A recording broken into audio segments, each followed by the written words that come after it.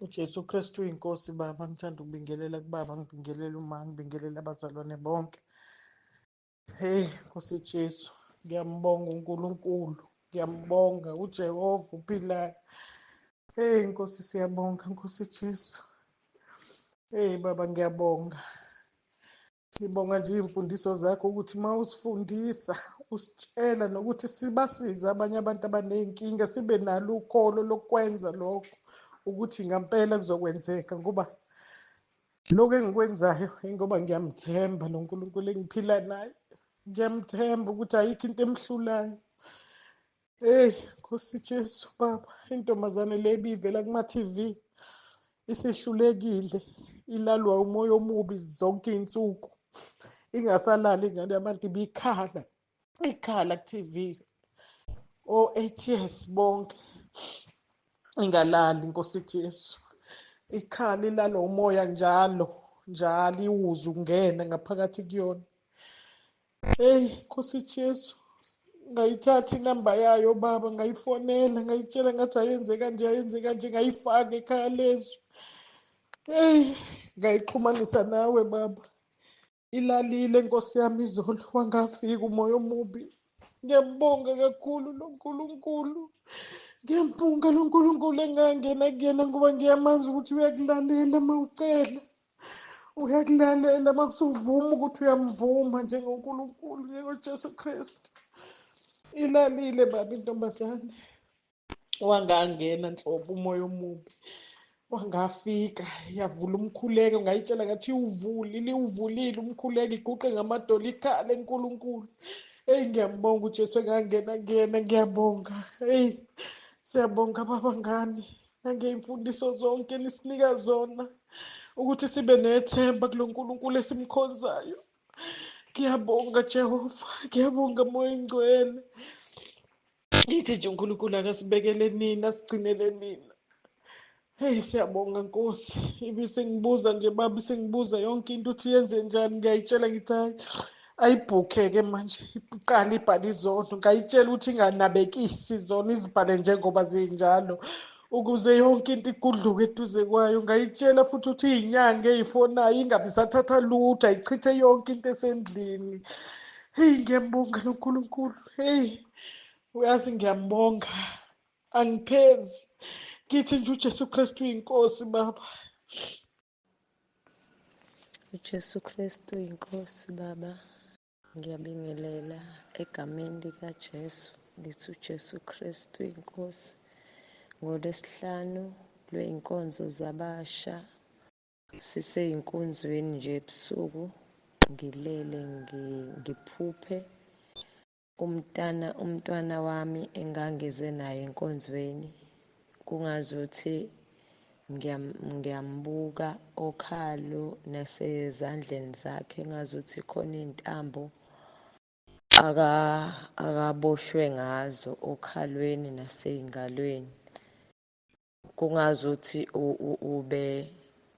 ubekade esekha kubo, ubuya senezintambo aboshwe ngazo okhalweni. Ngiy'thathe lezi ntambo ngithi eyi, mina ngikaze nje ngize ngiy'fake iy'ntambo ngiy'qashule, kodwa nje okwahlala kakhulu enhlizweni yami, ngathi nje ngiyambonga uNkulunkulu, kusho ukuthi khona lo moya busomzungeza umntwana wami, kodwa ekufikeni naye entabeni enkonzweni zabasha, uNkulunkulu wamsiza kakhulu, ngoba isitha senqotshiwe. Ngabona nje ukuthi njengoba ngikwazile ukuthi ngiqashule lezi ntambo ebese eboshwe ngazo okhalweni nasey'ngalweni, kusho ukuthi isitha sinqotshiwe empilweni yakhe. Nje ngiyambonga nje kakhulu ngaye, ngoba uNkulunkulu ungigcinele yena, ngoba siyakwazi noma silala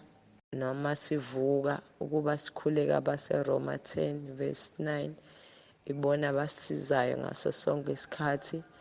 Noma engibingelela nje, uma sibingelelana mina naye ngithi uJesu Kristu inkosi, noma ngathiwa akekho ngikhuluma naye usocingweni, noma ngathiwa khona lapha akavakashe khona kumamkhulu wakhe kwaMabaso, nje ngeke ngikhulume naye ngocingo.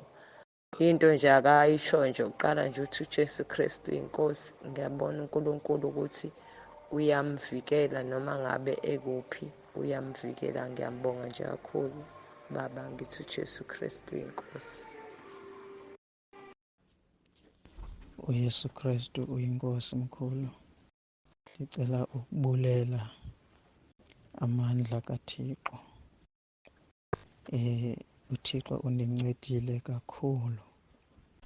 Ufika kwami apha ekhaya lizwi bendisitya i-treatment ye-BP.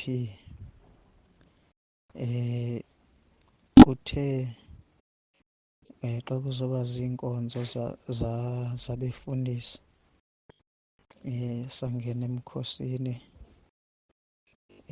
Kuthe ke kulo mkhosi ka-3 days besingene kuwo wenkonzo zabefundisi. Ndathi ke xa sendiphuma emkhosini ndeva ukuthi umzimba wam awusawafuni amapilisi. Yathi ithi ingqondo mandiyitye ipilisi. Ndeva umzimba awafuni, andawatya.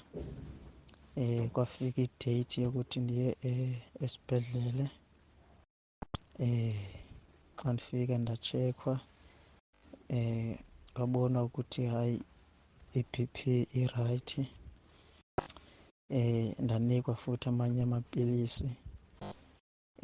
Xa ndifika apho ndihlala khona ke ndawafrasha, ndawagalela ethoyilethi ndawafrasha. Ugqiba ndahlala.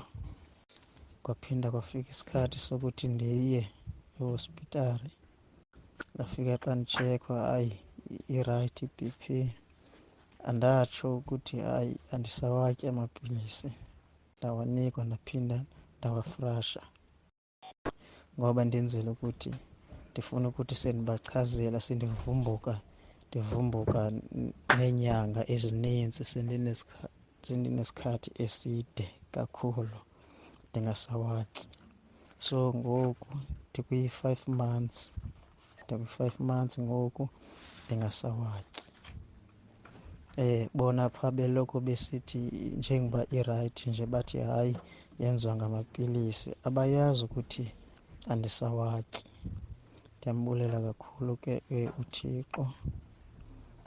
Esi sibindi ke ndasithatha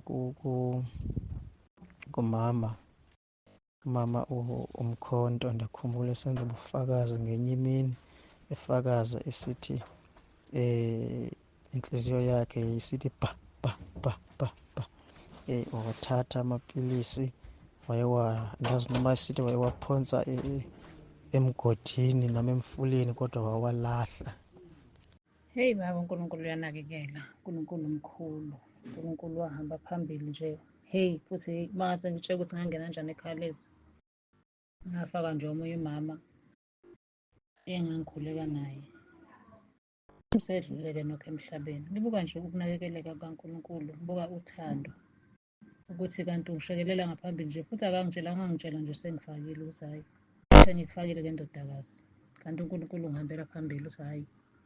Ukubiyeleka okulana baba kuyamangalisa. Uyabona nje impi yona ayishem ibinkulu, kodwa uNkulunkulu ongakithi mkhulu kunosezweni, ngoba into yakhona ibifuna mina ukuthi ngizishiye emzimbeni wami. Angazi heyi baba, heyi yabona impi impela, sibambane nenyama negazi, sibambane nemimoya. Hhayi uyohlula, awunasabelo phezu kwaleli khaya, awunasabelo. Ngithi nje kogcina uThixo. Siyabonga kakhulu baba nesineke sakho nje umkhuleko usipha yona. Amen. uJesu Kristu uyinkosi baba. Ngiyabingelela kubaba umpostoli nakumama umpostoli. Ngiyabingelela ekhaya lizwi nasentabeni yendlu kaJehova. Ngiyabonelelwa. Baba, ngithanda ukudlulisa lobu bufakazi amandla kaNkulunkulu engabubona ngiku-40 days 40 night. Uma ngisenkonzweni yomkhosi ngiye ngilambe, uma ngisenkonzweni yomkhosi ngiye ngikhishwe yisisu. Kodwa kunomahluko engawubona ngiqala nje ngibamba umkhosi ka-40 days. Ngabona umahluko engangiqala ukuwubona empilweni yami. Ngangalambi, uNkulunkulu wanqanda indlala, ngangakhishwa isisu ngendlela engijwayele ukukhishwa isisu ngayo. Wanqanda isisu uNkulunkulu, wahamba nami ngaze ngayofika ekugcineni. Ngibonga amandla kaNkulunkulu. Ngangiqala ukuyibona into enje, ngangiqala ukubona ukubamba umkhosi omnandi ngaloluya hlobo, indlala inqandiwe, usisu sinqandiwe. Ngiyabonga, ngidlulisa nje ukumbonga uNkulunkulu, ngithi uNkulunkulu wethu unamandla, uNkulunkulu wethu muhle. Ngiyambonga uJesu, ngiyambonga uJesu owahamba nami enkonzweni yomkhosi ka-40 days. uJesu Kristu inkosi, uJesu Kristu inkosi, uJesu Kristu inkosi. uJesu Kristu uyinkosi, uJesu Kristu uyinkosi. Ngithanda ukumbonga uNkulunkulu Baba owasigcina, uNkulunkulu onomusa onothando, lo wasithwala kusukela unyaka usaqala kuzofikela namhlanje. Lo nyaka lo 2024 awuzange wabelula kithi, kwabenzima kakhulu nomndeni wami. Ubaba lapha ekhaya engasebenzi, wabenzima kakhulu, kodwa uNkulunkulu wasenzela umusa, wawuthola umsebenzi umkhwanazi. Noma lokho akuzange kwabelula ukuthi angena aqala ukusebenza, kodwa ngemfihlo lengayithola ngesivumo esinemandla esithi uJesu Kristu inkosi, ngasithola ku-YouTube, kuyifundiso zakho Baba le ku-YouTube. Ngasebenzisa, ngathandaza ngaso. uNkulunkulu wavula indlela ukuthi umkhwanazi azathola umsebenzi, angene emsebenzini, aqale ukusebenza. Ngiyathanda ukumbonga kakhulu uNkulunkulu nangokuthi ngingenile ekhaya lezwi. Ngithanda ukumbonga uNkulunkulu ngosesiJineti lo wangifaka ekhaya lezwi. Ngiyathanda ukumbonga kakhulu. Ngiyabonga Baba. uJesu Kristu uyinkosi. Amen. uJesu Kristu uyinkosi. Baba Nsibande, ngiyanibingelela ekhaya nasekhaya lezwi. uJesu Kristu uyinkosi. Njengoba nje kuwusuku lokuqala ngithi ngiyaphumula, ngithatha isithongwana. Ngizwa ubaba uNsibande ngilele ethi uma umuntu ephuma akaphumi kimi. Ngase-ke ngithi enhlizweni yami, ophuma ekhaya lezwi akaphumi kubaba uNsibande, noma-ke akaphumi egruphini. Mase ngivukile-ke ngikhumbula ukuthi ngizweni ngilele ngiphupheni, engikuzwile enhlizweni yami, ophuma emkhosini noma ephuma ekhaya lezwi akaphumi kubaba uNsibande, kodwa uphuma enkosini uJesu Kristu uqobo, ngoba lo mkhosi awusiwo umkhosi oqokwe nje ngumuntu. uJesu Kristu uyinkosi. Ngiyambonga kakhulu ubaba uNkulunkulu ukuthi nje sisaqala avele ayicacise into yokuthi uma kuwukuthi ngiyehluleka ngisemkhosini, akusikho ukuthi ngiyehluleka nje kumuntu, kodwa ngihluleka kuNkulunkulu uqobo. Manje umkhuleko wami ukuthi nje uNkulunkulu asithwale lapha emkhosini, asithwale size siyobheka ngeyi-22, ngoba emkhosini engeke ngayingena ayinzima. Umuntu uma ehluleka uyehluleka nje. uNkulunkulu uye wasithwala eminyakeni edlulileyo. Ngiyambonga kakhulu uNkulunkulu onomusa kangaka. uJesu Kristu inkosi.